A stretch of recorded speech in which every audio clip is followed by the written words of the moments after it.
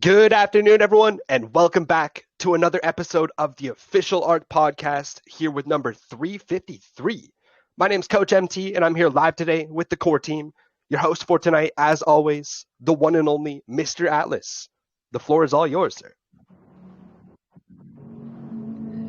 Thanks for the introduction, Coach Mistletoe. And folks, welcome back to another edition of the ARK Daily Podcast. This is Thursday, October 19th. We're here, extremely excited. We want to thank everyone for their DMs.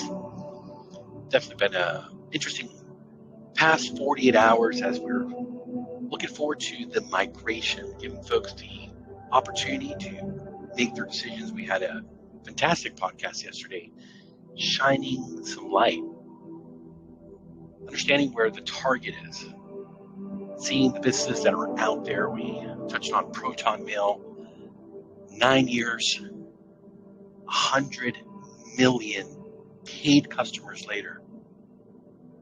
Fantastic group that's come together to offer encrypted solutions. But folks, we're taking it to a whole nother level. We understand very clearly what we're after in everything that we build and everything that we do here. We're also wanting to thank everyone that has been patient with the payouts for the rewards and the contest.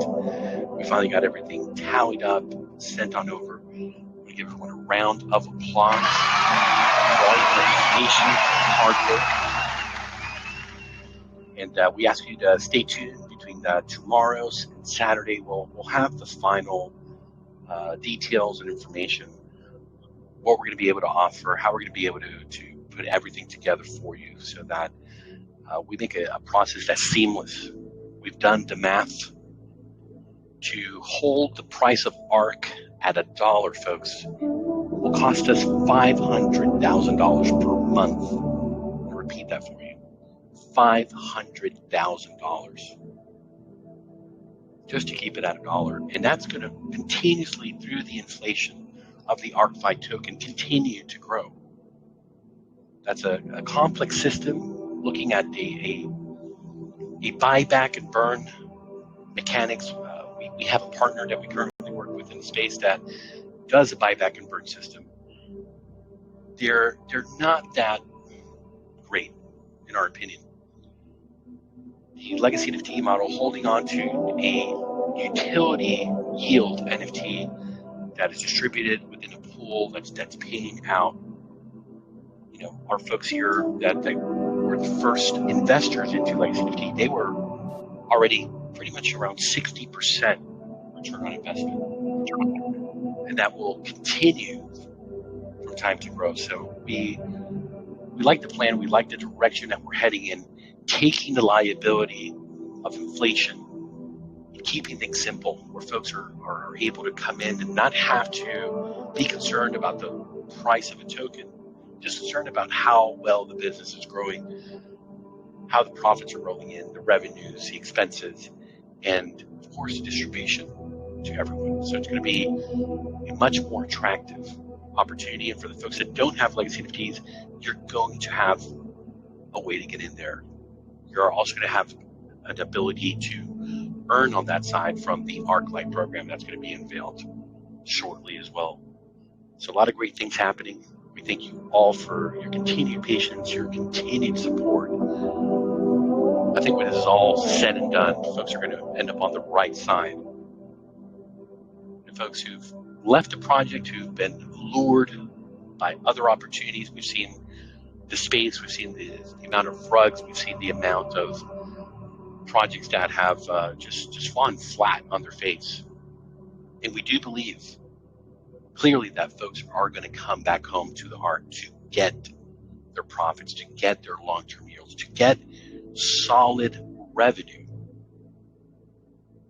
from these products, from these utilities that are coming forth. So a lot in the work, a lot of things we can't tell you about yet when it comes to the ARK Lite.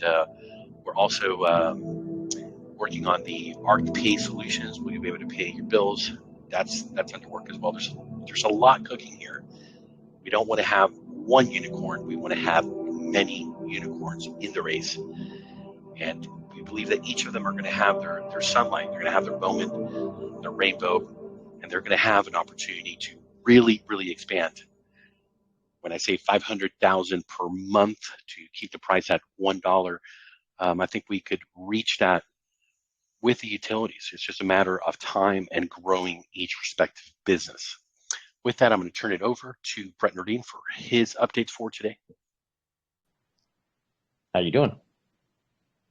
Very well, sir. Busy day. Yeah. I know. I was already like, man, I'm feeling tired already. That's not normal. But yeah, we still have a lot of work to do tonight, getting all of these details together for the migration plan and how people can participate and a lot of people are probably chomping at the bit to do something with their tokens. If they are considering to move forward with us for the legacy NFT, I would encourage people to wait, to hear the details and how they can participate. I think a lot of those people will be very happy with the plan that we come up with. The other people that aren't engaged and haven't been around or just sort of drained and left or got their ROI and said they were happy with that and walked on, that's great.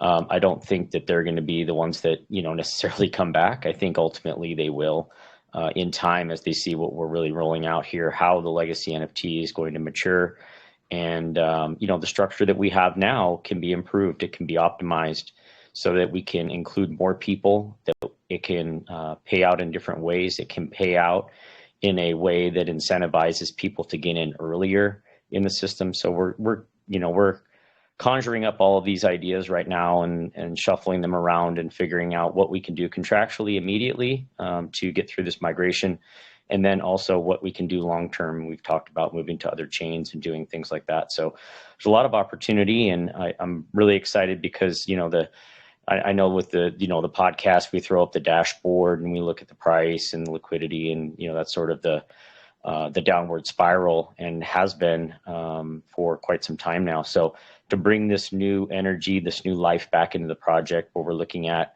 revenue streams, we're looking at the referrals that are being generated by other people. There's going to be a new type of MVP potentially with the Terra card and Air card and things like that.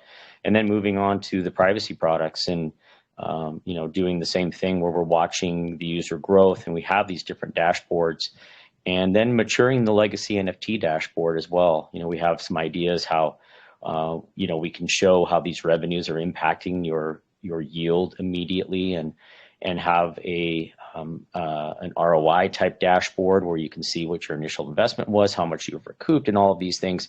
So the metrics change, and I think the mindset changes around that and becomes a different momentum in a positive direction. We're not worried about these whales dumping or what this influencer said on YouTube or whatever that's going to pump or dump the price.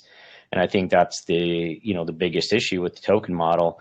Something we'll keep educating on, but the NFT, there is no market dynamics like that go into the price of the token and then timing your sale, when you're going to sell, and you have to be kind of a trader in order to be able to optimize your profit or maximize your profit. With the NFT, it's just a buy and hold and generate the yield, and there's no expertise that goes into when you should buy it or what this person said on YouTube or what the community sentiment might be at that moment in time, where you have to constantly be watching and care about the price in order to be able to generate any kind of profits. So I think it really becomes the ultimate yield engine, the ultimate ROI engine for people that are looking for this type of yield. And it's a very simple buy and hold dividend style model that I think a lot more people can understand, and it potentially attracts a lot broader audience. I know that also this, the stigma of tokens in general doesn't appeal to a lot of more mature investors that are outside the space. But an NFT like this is more similar to, maybe some equities or shares or something that they might be similar, dividend paying stocks or something like that they can relate to. Even though it's not that, this is fully blockchain, it's fully decentralized. It's on smart contracts. So obviously much more secure, much more decentralized, and obviously the ability to play games with the share price or something like that, or dividend payouts isn't there for us. So I think a superior way of doing business, a superior way of harvesting capital and then putting that to use, generating revenue, ROI, just so many benefits to it. And I think we can actually take things to the next level with, that mindset in mind, and how we communicate to the community, how they manage their investment. And then ultimately, we know we're going to have a marketplace where, even though you put in liquidity to be locked up initially in the NFT, that could be liquid through a NFT marketplace. So a lot of opportunities for the NFT to live and thrive and be a yield generating asset, but then also a liquid one that's bought and sold in a decentralized manner. So pretty exciting stuff. On the project side of things, a lot of time has been going into this migration plan for our team. Alex, I know Atlas has been in the DMs, and myself as well, and just kind of architecting this, bouncing around ideas, fielding questions, things like that. But we did manage to work also on the privacy products today. We had a great meeting, went through some of the mobile app discussion on the storage as well as the email now. So we're full speed ahead on the email development and working out products, features, connecting things on the back end, starting to do some slight testing to get things moving and ensure that we have a very reliable setup. And then we're going to be working towards the front end piece. I've also been putting together the presentation components, marketing things, and we're going to be shifting some of our design resource to helping me with some animations, things for that. And that'll ultimately spill into our web pages, our product pages. And Alex and I went back and forth a little bit how we're going to structure things pre-migration, post-migration, and with an emphasis on the legacy NFT, as well as who we are as a community, as a company, as a brand, and reshaping that now into this new story that we have about 100% pure utility, about decentralization. And you're going to see kind of this decentralization thread spill through a lot of our marketing messaging and be a big part of the privacy products, because the D is kind of around all of these products. We've talked about how that's a differentiator between us and Proton and some of the other providers that are out there today. And decentralized to us really stands for decentralization, community, our mission for privacy, freedom. So all of these ideals that we've been talking about as cryptocurrency investors, as people that are looking for an alternative way to do finance, to remain autonomous, to remain private, to have that freedom of choice. And that's going to be reflected through our brand, through our mission. And the way that people can support the project and the products is by not just buying and purchasing them and using them, but also by purchasing a legacy NFT. So I think that whole message and thread is going to tie through everything. So also we'll have free options, as we've talked about, because we do want to be able to offer this private method to all of these. I think Atlas mentioned there was it 4.7 billion email users. We want those people to have an opportunity to come over to experience the ARK products and get a free email account and get started on their journey to truly a private internet.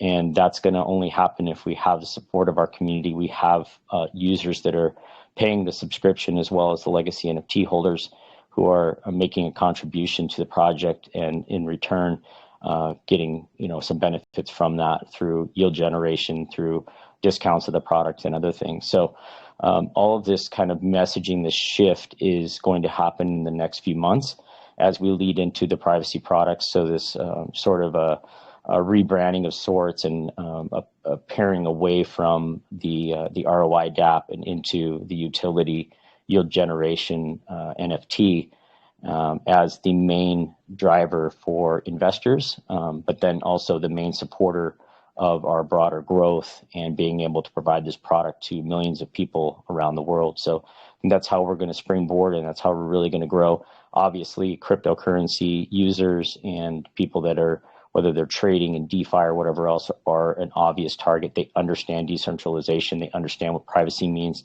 probably why they're in the crypto space to begin with, because they see this shift happening and they want to be able to have freedom of choice in their finances and how they do business on the internet. So that's what we're going to provide. So we have these banking products, these payment products that can be completely autonomous. And then we'll also have these privacy products that really shield your identity online. That's the ultimate goal, is to be able to give you an option of providing your data or not providing your data.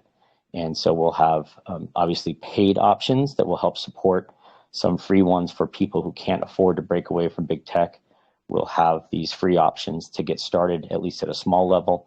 And then once people experience the product, they can upgrade to paid subscriptions. So yeah, that's what we've been working on, and the big story that we're going to be telling, and we're going to be communicating that in different ways.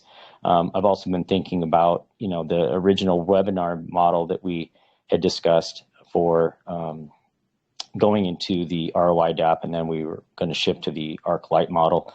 But this would be the perfect platform, I think, doing Zoom calls and these type of presentations for the legacy NFT and also the products, and having our community of experts be able to explain how to use them and why they're important to use in your everyday life. So yeah, that's about it from me. Tomorrow, sort of the end of the dev week, so I don't expect a lot of things. I'm going to be tied up the rest of the day working on some things for the DVPN, and then shifting over to the migration plan and detailing that out so we can communicate that effectively to the community. And then we'll be getting out all the details probably Friday, or by the end of day Friday or Saturday. We're hoping to get that out as quickly as possible. I know everybody's been doing a great job of sort of disseminating information, which I think is a great way to do it. We obviously don't have all the details, but I think giving people sort of a heads up ahead of time is not a bad thing. It helps kind of pave the way, gets the the questions flowing. It helps us better craft the answers to those questions ahead of time so that we can more effectively communicate with the community and be able to get the details out in a more efficient way. So thank you everybody for your patience and all the feedback so far, and we look forward to addressing the migration plan in the next couple of days. Great update. Thank you so much, Brett. Oh, yeah. Let's get this crypto. Oh, god damn. Oh, yeah. Let's get this crypto. All You're right. Great work. Okay, so shifting on over. Let's take a quick look here. Let's see who is the Sparky winner for today. Their wallet ends in 5EB3. They've won 826.4 ARK. Their first-time winner and our MVP for today. Their wallet ends in 56FB, taking down 91.82 ARK. Nitro Boost. Let's give them all a round of applause, folks. Shoot. We're going to transition over here to the Q&A in just a minute. We want to thank everyone for coming out today. This is a short one, but we'll stick around. We'll do some questions. We'll be back tomorrow, as always, 4 p.m. EST, 8 p.m. UTC. Everyone have a wonderful rest of your day, your evening, or morning if you're over there in Asia. Thank you.